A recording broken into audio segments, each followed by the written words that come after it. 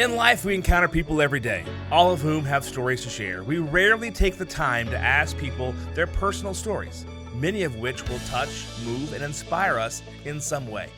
Matt has a passion for making authentic connections and learning about people from all walks of life. He has lived a life of giving back to the community and making a difference in people's lives. Are you ready to meet fascinating people and hear some inspiring stories? The Matt Hilton Show will introduce you to a world of possibilities you never knew existed. Sit back, be present, and enjoy. Here's your host, Matt Hilton. Hey everyone, Matt Hilton here, the host of the Matt Hilton Show. Thanks for tuning in today. Today you are in for a special treat as you hear part 2 of Marca Lee Bircher's story. You don't want to miss it. Stay tuned for a word from our sponsor. With almost 20 years of real estate experience in the North Texas area, the professional realtors at Hilton Realty Advisors have helped over 500 clients with their housing needs. Hilton Realty Advisors covers all areas of real estate: buying, selling, building, investing, and renting. We deliver the keys to homeownership to all through integrity, love, and joy. Call us today for all of your real estate needs. I'd like to shift a little bit. Because you have done so much in your life. Many different things, yes. Right? So let's start with, or go back in time to when you grew up. So where did you grow up? All over. All over? And what was the reason for all over? My father was a minister, and he was a minister before the term was coined, a church planter. Okay. And he would receive support from large churches, primarily in the South and in Texas. Mm-hmm. I was born in Texas, and he would receive support from Texas. And they would send him to different areas that did not have Churches of Christ, which is our church. And he would start them, get them started, get them on their feet. Usually it took building a building, establishing an eldership, and different things. And then we would move on to other areas. Mm-hmm. And so I have lived in Texas, where I was born, and my brother, just younger than I, was born, and Oklahoma, New Mexico, Arizona, California, and Oregon. And I went to high school in Oregon. Okay. And my parents stayed there, and my sister grew up there. And then I went to college at Abilene Christian in Abilene, Texas, and then stayed because I loved it. It was in my blood. Mm. Texas, my parents were Texans. It's in my blood. Where you were born. Yeah. It's where I was born. Yeah. And even though I didn't grow up here, didn't go to school through my school years, mm-hmm. It was in my blood, and I loved the people here, and I developed lifelong friendships from people here. Yeah. And so I stayed, and eventually my sister came. Who's in the audience with us today. Yes. Right? Yes. Yes, she is. And she got her master's degree at North Texas. And my parents moved back, and my dad had a church in, they lived in Arlington, and so in this area. Mm-hmm. And he retired there. And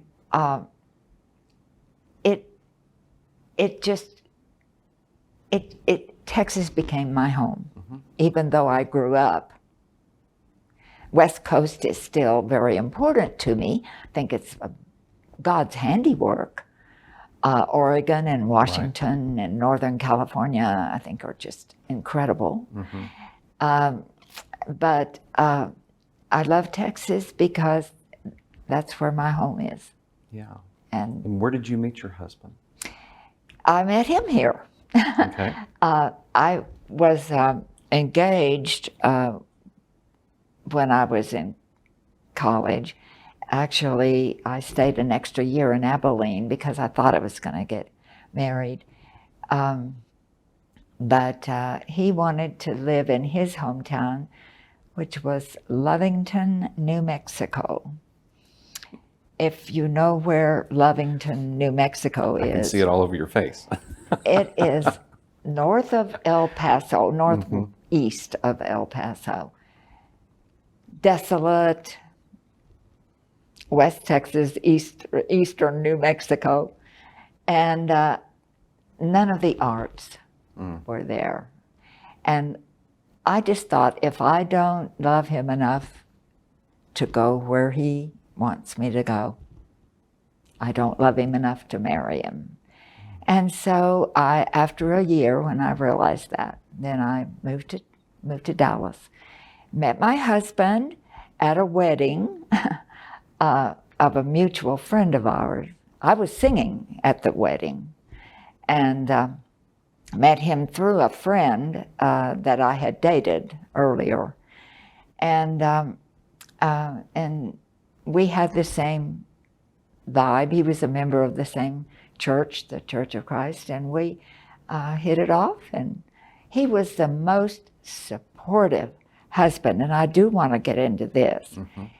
I could not have had a more supportive relationship than he gave me when I was teaching and doing all the things that I did. I've had so many men tell me that they would not let their wives do and be away from home like that. And you know how that goes. And a lot of my choir director friends who were women said their husbands would not like their being gone that much. And he was so supportive, and he got involved in what I did. He helped build sets for my musicals. He was involved. He went with us on trips. And my children became involved. I have 2 boys. Then they came involved with my shows when they were very little. We had children in some of the shows, and I would push them out on the stage. You're in this too. Right. And my oldest son got started on a career in the backstage of my shows at the light board. When he was 12, he ran my lights for one of my shows.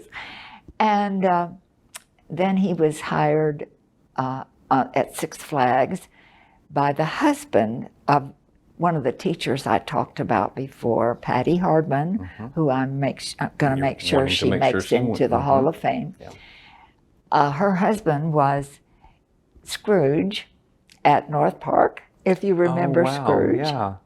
He's no longer with us, but he was the original Scrooge and for a long time. And he had the puppet show out at Six Flags.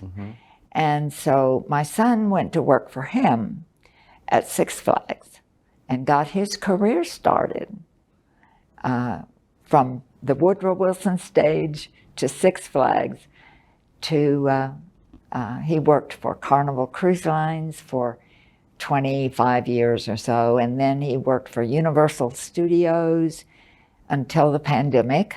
And that was, they were building a park in Beijing, and that got put on hold, and the whole world turned upside down. He's still in theater. He does a lot of theater. Lives in Florida, does a lot of the Florida theater things. And but anyway, I could not have done all this without the support of my husband, and involved my children.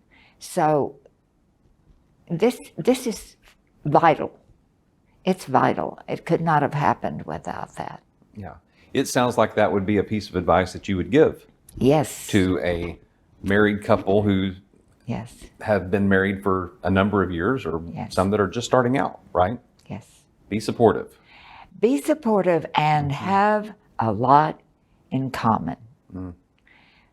Because I've seen couples that go this way and that way, and they have different areas of interest, and it doesn't help. Yeah. When you made a comment earlier too about the gentleman who you said to yourself, if I'm not willing to move to a place that is important to him, like I shouldn't marry him. That's right. And I commend you for that, mindset, right? Because a lot of times people do put aside and compromise things that are very important to them. And I could only imagine what that would have done to you, because you said earlier in the interview, once you can't sing anymore, once music is not a part of your life, that it will take so much away from you. And I can't even imagine what that would have done if you would have gone down that path. I've thought about that. I've thought about the life that I would have had. It would have been so different. So different. And there would not have been the vistas that I was able to see, and the opportunities that I had, and the ability to share the gift that God gave me. Which I was able to do. And that not only the singing, but the teaching. I could have taught school there, I'm sure, but there would not have been the vistas that I had here. Right. And no, it was a wise decision on my part. And I didn't get married till I was 25. And that, in those days, was late. Yes. Because people married, most of my contemporaries met their husbands in college and got married in college, and if they hadn't already in high school. And they started their families earlier than I did. And I know that, it was a different experience, because I came and established my own identity, my own career, my own variety of experiences, because there were a lot. I got to sing in the opera and on the musical stage, and do my own shows and perform and teach and do all that before I got married. And then he was very supportive. He knew who he married. Yeah. Was no surprise. And he sang barbershop, so he liked music Okay, too. so he okay. And, so you had that in common. Yes. And he loved music, but he was not a performer per se. He was in a quartet, a barbershop quartet, but he was not a performer. But he loved it, and he loved my involvement with my students. And he got very involved with some of my students. There was one, he was so special. He was one of my stars. And he joined the Army. He was a young African-American, incredibly gifted young man. I just adored him, and he had the sweetest spirit. He was one of those that you just couldn't help but adore. Right. And long after he left Woodrow Wilson, he went to college at one of the junior colleges, and he experienced basically his first real experience with racism and with some ugliness that he'd never experienced in high school, because everyone loved him. He was accepted. He was, he won awards. He won Best Actor at one of the plays I produced for a competition. He was gifted. And he became friends with my younger son. They were just the best of friends. In fact, he sent my grandson to Hawaii on his honeymoon, He paid for my grandson's honeymoon, 5 days in Hawaii. But he joined the Army, and I was afraid for him because I thought he was too sweet. He was too sweet and adorable and tender, and the Army would kill him. But he retired as a major, and my husband, back to my story, my husband was the one that he wanted to present his stripes, his medals. And we went down to see him, and when he got his commission, I guess that's what you call it, I'm not up on all the military, my husband presented it to him. And he was like a son to us. And he sends me things for Mother's Day and my birthday, you know. So you're still in contact with him? Oh, yes. Yeah. Oh, yes. And I love him dearly, and just like I love so many. There's just so many. I just talked to one that graduated in the early 80s, lives in Washington now, and I'm making plans tentatively to go see her this summer. She lives close to Seattle now, but they've been all over the world. She and her husband, he travels. Right. They've lived in India, London, Paris, and now they're in Seattle or close to Seattle. I can't offhand remember the name of the suburb, but it's one of the suburbs of Seattle. And I'm still in touch. When my husband died, both of, my children, my grandchildren live far away. They live Florida, Washington, a long way away. When my husband died, the people that came immediately were my students, my ex-students.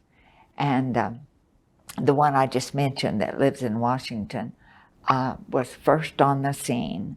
I called her immediately, and she lived here then, and she was first on the scene. She came, she packed up all of his things, she took them in her car, she loaded them up, she took care of everything, and I signed all the things I had to sign and do all the paperwork that I had to do. Then she took me home and brought me dinner and took care of me, and other students came and fed me for days. I had enough food for household. And there's a bond. They're like children. And They're it my sounds children. like that sense of community that you were talking about. Yeah. Right? There. Yeah. Yeah. So as a former teacher and as a parent, what can parents do today to help form that sense of community within the schools, or to help the teachers? Yeah. So what can you offer as advice there? Yeah, it is a very different world. And I know that, although it was changing rapidly while I was teaching, still, the family is crucial. And all of my students that had supportive families, and they were very supportive. Lakewood was amazing. Flourished. And the students that did not have supportive families became literally adopted by, if they were in the program, by other people, literally, because some of them would come and live with them, live with other families that would let, their friends come in and stay with them for extended periods of time. And I used to take home many as the night and midnight or 1 o'clock after a rehearsal or something. I would be taking students home. Not a good idea as I look back, but I did it anyway. And there was such a family there, and it included everyone, all of the kids, no matter their background or their race or their family situation. If they were in this little performing arts community there, it became a family. And it was wonderful. And they're still my family. Yeah. Yeah. So talking about your students, I heard that there was some incident that happened at a Jack in the Box. Oh. So Oh, could dear. you tell us a little story about Jack in the Box and some dear. students? Who'd you hear that from? Oh, a little birdie. Oh, yes. Well, it was after a rehearsal one night. And we usually went out, a lot of us that were there late, and a lot of them that were working on a set or, you know, just hanging around late. And this other teacher that I've worked with so closely, that I love dearly, that I've talked about, Patty Hardman, and I took some students to a Jack in the Box for an after rehearsal little. Sure. And we got to laughing, and we got to laughing so hard we couldn't stop. Well, that's happened before with my students. One time, we were on a bus to Nashville. I remember this. And Patty, my friend, and I got to laughing so hard about something that had happened to us that my students kept looking at each other like, are they drunk? Are they okay? And the funny thing is, I don't drink at all. And Patty very rarely drinks wine, but she, you know, that's only a rare thing. And so, no, we were not drunk, but we were laughing our heads off. Well, we got to laughing in the Jack in the Box like that. And the kids were laughing and we were laughing, and it was teenagers. And you know, the whole situation became so funny. And there was some of my ex-students that were there as well. And they were about to close, and there was nobody else in the place. And the manager, or a sub-manager, I'm not sure it was the manager, came over and said, if you don't calm down and be quiet, we're going to have to ask you to leave the Jack in the Box. And that just brought forth all the laughter More we could. laughter. We absolutely lost it. And of course we left, laughing our heads off.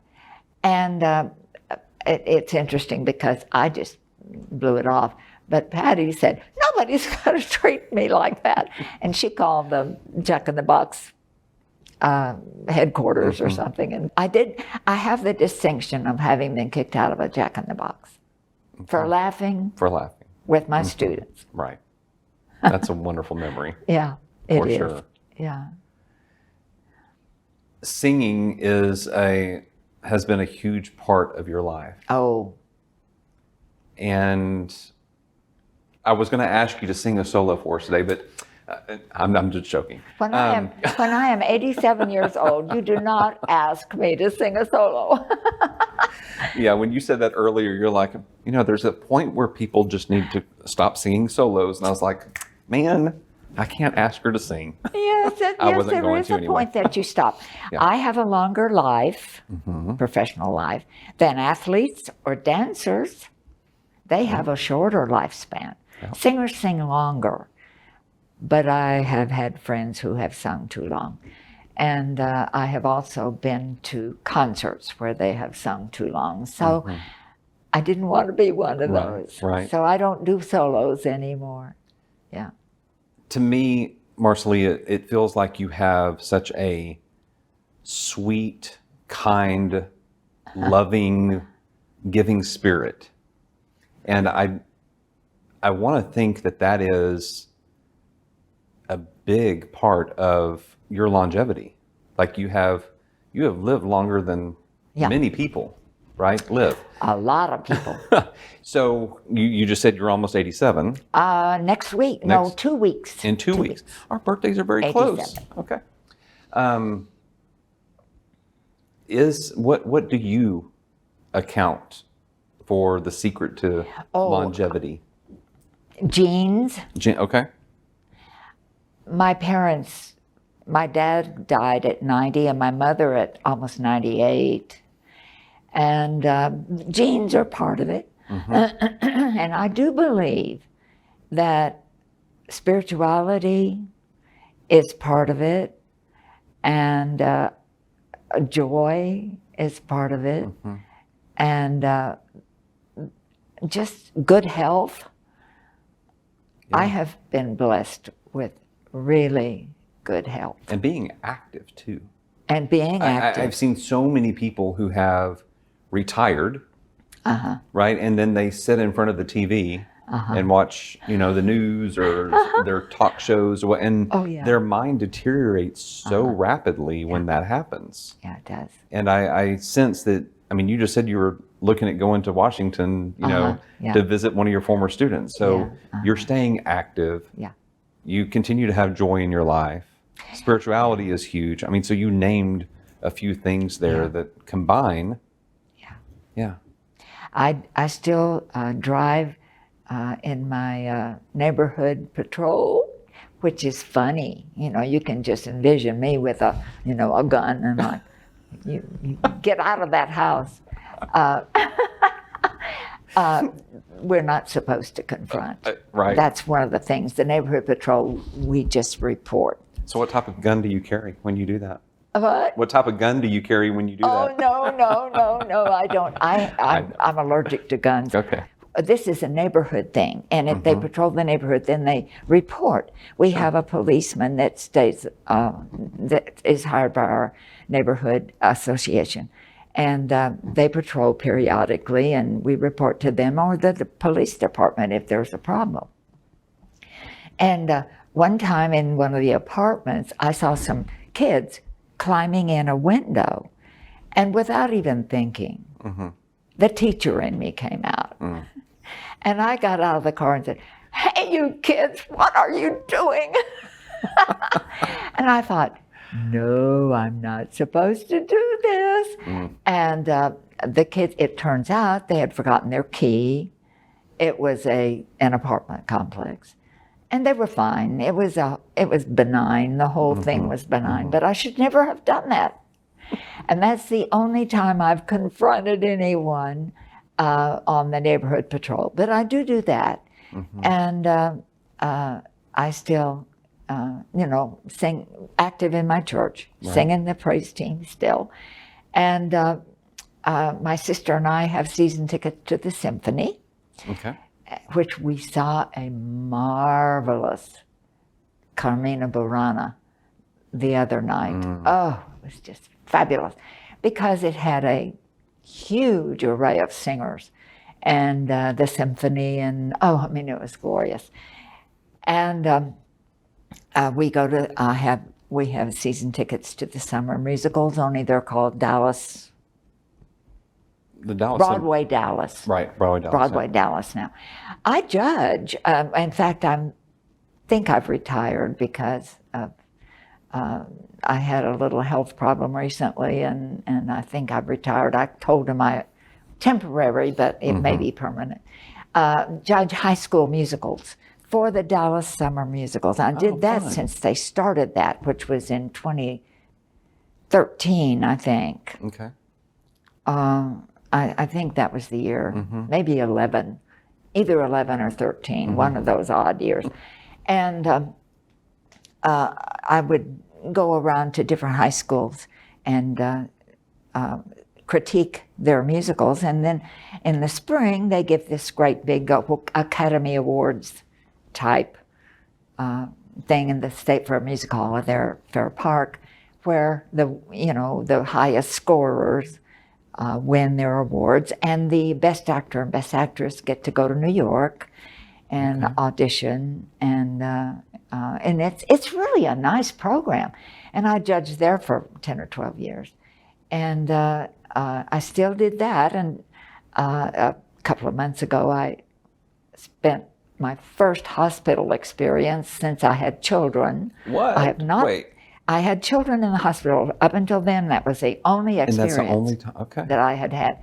But in December, I had a seizure of some sort, and I spent a couple of weeks in the hospital. And that kind of, it gave me a whole new perspective. Can we talk about that for a minute? Yes. Okay. Yes. What new perspective? life is finite. Up until then, I was going to live forever. Up here, I knew I wouldn't. I knew death is going to come to everyone. In my heart, I was going to live forever. And it brought reality. I'm much more careful. The way I walk, the way I drive, the way I just go about everyday activities. It's much more, I don't know, thoughtful. Because I did a lot of things by rote. I was going to say, do you feel like you're more intentional? Yes. With what you do? Yes. Yes. With what you think about? Yes. Yes. And more grateful.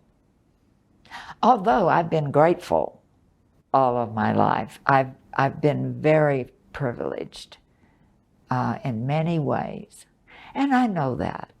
I have not lived in the lap of luxury. You know, I didn't grow up with wealth beyond belief. And in fact, the life of a church planter was spare, to say the least. My parents did a marvelous job of sending us to college, and all of us children, and raising us and everything. But it was we were not monetarily blessed. And as a teacher, and my husband worked in sales, and we middle-class existence, you know. But I'll tell you, I have been blessed in so many ways. Because from where I'm sitting, your life has been a life of luxury. Yeah. From just everything that you have shared with us during this interview. Like, it's just, I'm in awe at what all that you have done, what you've accomplished, how many lives you've touched, and inspired future generations that you may not even know about. So how does that set with you? Well, it's overwhelming. It makes me realize that we all have a gift. And if we can share that gift, it's a blessing. And I feel like I have been blessed, and I have been able to share my love for life and for music and for God. You know, in public schools, we're not supposed to do that, but I did.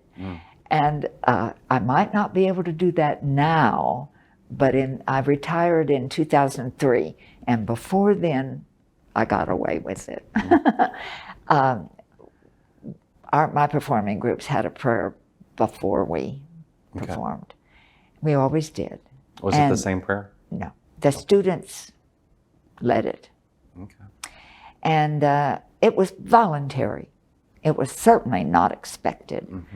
And my Jewish friends joined in. I mean, I had not many, because Woodrow Wilson does not, Hillcrest was a high school, was a larger Jewish community than Lakewood.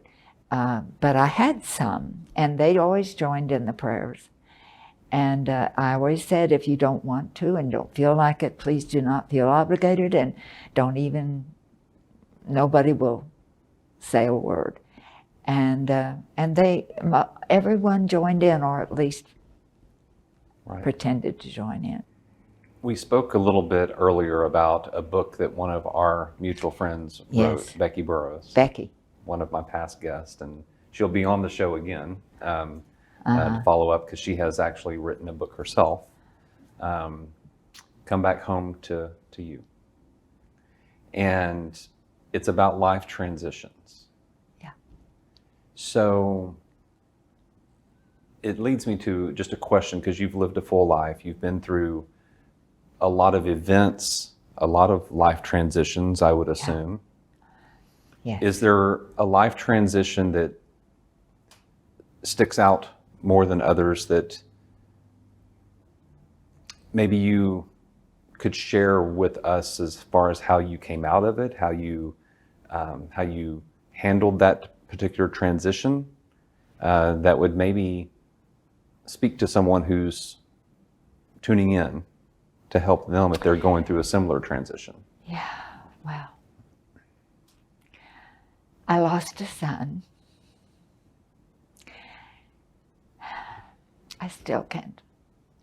It's very difficult, and God got me through. And my reliance on God is all that I can say. You have to rely on God.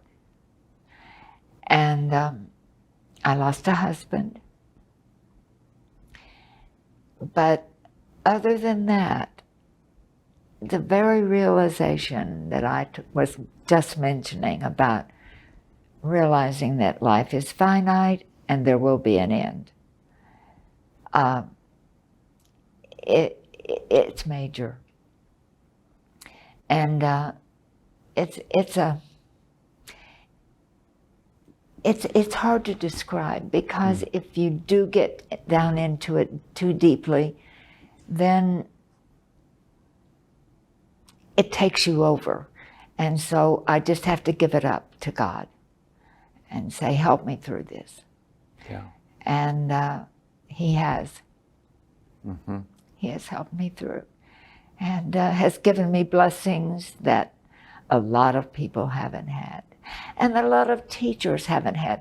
A lot of, I can't say this enough, a lot of deserving teachers have not been able to experience, because there's so many that don't get the opportunities that I've had, and the accolades that I've had, and the feedback that I've had, that have given just as much and just as loving, and have not been able to receive what I was able to receive. Mm-hmm. And I'm so blessed.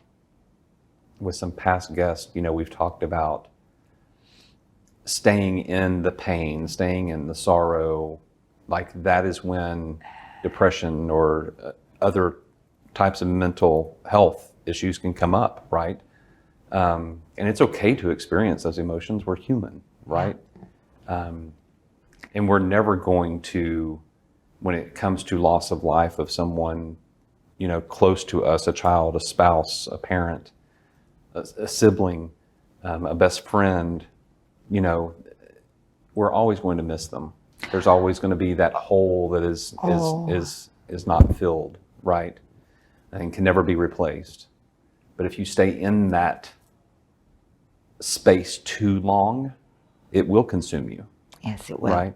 And that's what I heard you say is, yes, it will. You didn't get to that all-consuming space. No. I still have things that I want to tell my mother about, my father about, my husband about. I still have things that tie me to the ones that have gone on. I've lost a brother too. I still have one living brother and my sister that is here today. And the living brother is 10 years younger than I am, and my sister is 12 years younger than I am. And the brother I lost was 1.5 years younger than I am. So I've had some losses. Major losses. But if you rely on God, He will get you through. He will. Family is so important, and from what you said about your students and that community within the school, it sounds like there's a chosen family aspect there too. And I have learned, over the past several years, that sometimes chosen family, those bonds are stronger than your blood family. Yeah. Right? And it sounds like that you have a strong bond with the teacher friend who you're wanting to get and her name again is, so people can nominate, or Patty Hardman. Patty Hardman. There we go. And they will, all of my students will know exactly who that is. Is there a cutoff time for the nomination? We have several who will nominate her, but there are things that they need to possibly do to add to. There's a lot of they want feedback. Okay. And the Woodrow Wilson High School Alumni Association would love to hear from them. Okay. And she is an extraordinary person, very gifted,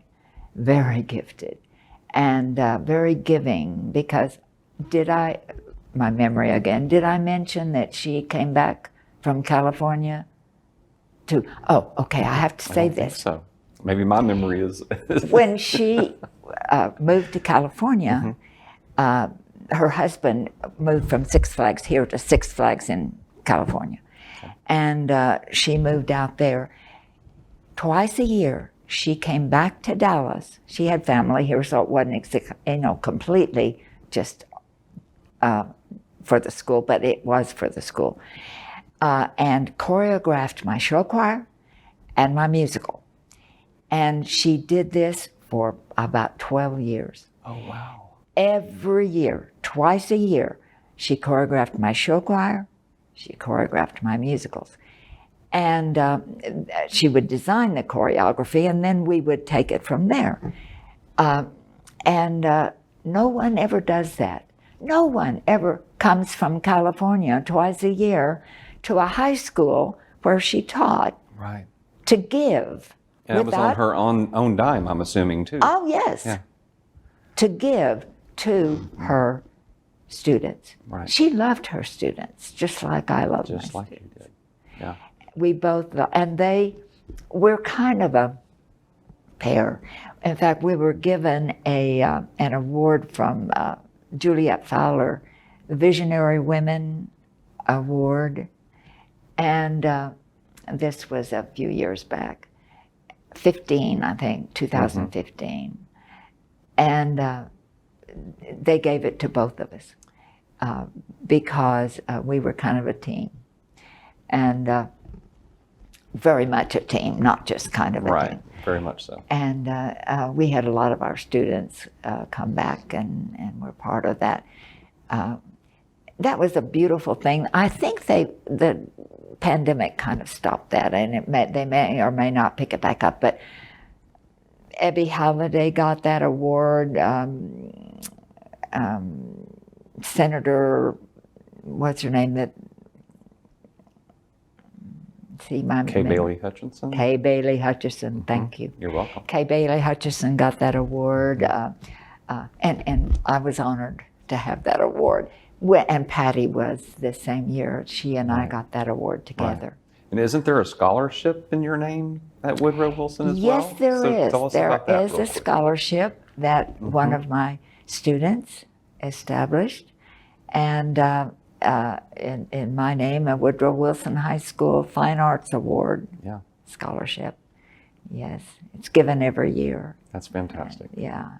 That's what's called a legacy. Yes. Right? Yes. Yes. Yes, it is. And you have definitely are going to leave a wonderful legacy and are living a legacy. Oh, well, I was, as I have said so many times, so blessed to have been at a school that was a community and welcomed me into the community.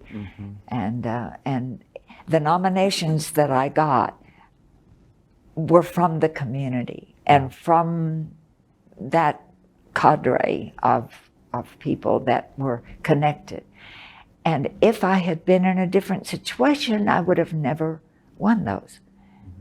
I look back and think it depended on someone taking the initiative to say, well, she should have get this award.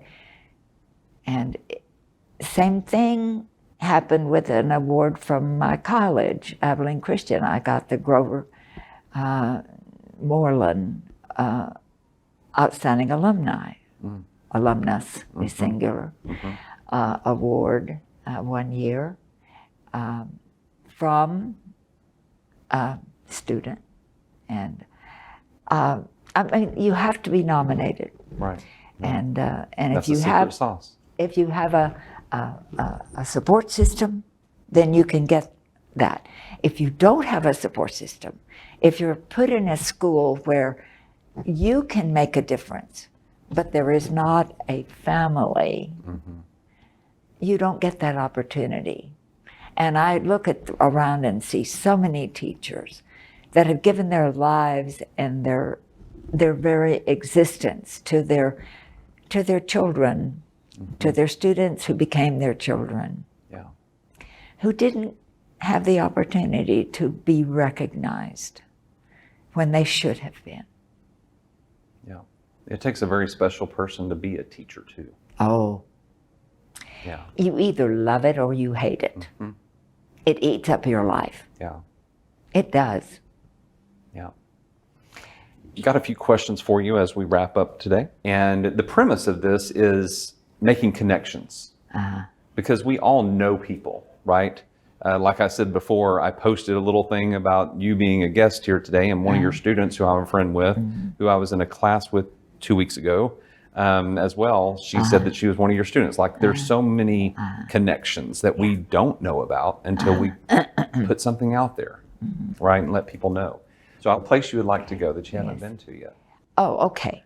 That I can do. Right.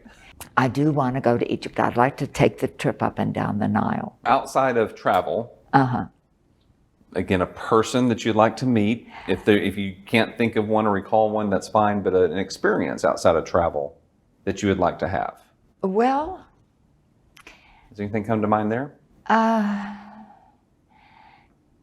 no, just connected with travel, probably, going places.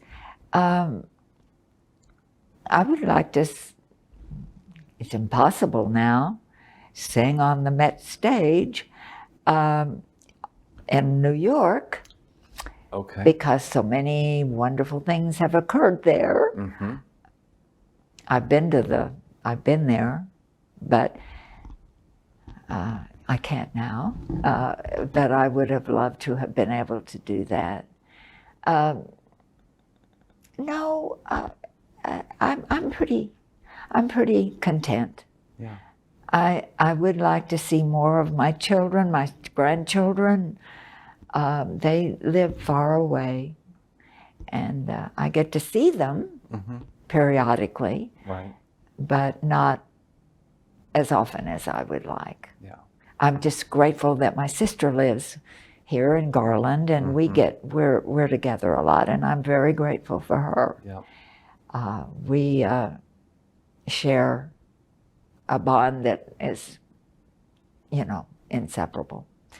So it's... It sounds like you have a good travel buddy too. Yes, Yeah, yes. for sure. After she retired, before she retired, I had to travel with other people.